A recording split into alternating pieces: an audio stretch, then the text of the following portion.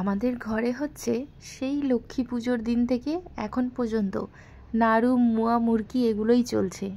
আর জানেন তো মিষ্টি খেতে তো তেমনটা আমার ভালো লাগে না, কিন্তু যেহেতু বাড়িতে নিজের হাতে বানানো সেগুলো কিন্তু ফেলতেও খারাপ লাগে, সেগুলো তো খেতেই হবে, প্রসাদ তাই না? সবাইকে দেওয়ার পর প্রায় অনেকটাই বাড়িতে বেঁচে রয়েছে। তো মিষ্টি খেতে খেতে এখন মুখটা একদমই ভালো লাগছে না, মনে হচ্ছে একটু ঝাল ঝাল কিছু যদি খেতে পারতাম তাহলে ভালো হতো। ও অফিস থেকে চলে এসেছে, ভাবলাম কি বানাবো, তো তখনই দেখলাম এক প্যাকেট ওয়াই ছিল।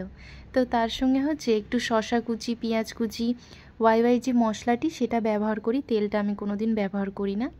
তারপরে হচ্ছে অল্প একটু আলু ভুজিয়া যেটি হয় সেটি দিয়েছি। তার সঙ্গে হচ্ছে আজকে একটু ভাবলাম যে কফি বানাবো। এই মাটির ভাঁড়ের মধ্যে 1 চামচ কফি, চিনি আর হচ্ছে গুঁড়ো দুধ নিয়েছি, আর গরম জল করে উপর থেকে ঢেলে দিয়েছি। দাঁড়ান একটু ভালোভাবে এগুলোকে মিক্স করে নিই। মাটির ভাঁড়ে কিন্তু চা, কফি এগুলোর স্বাদ খেতে কিন্তু একদমই অন্যরকম।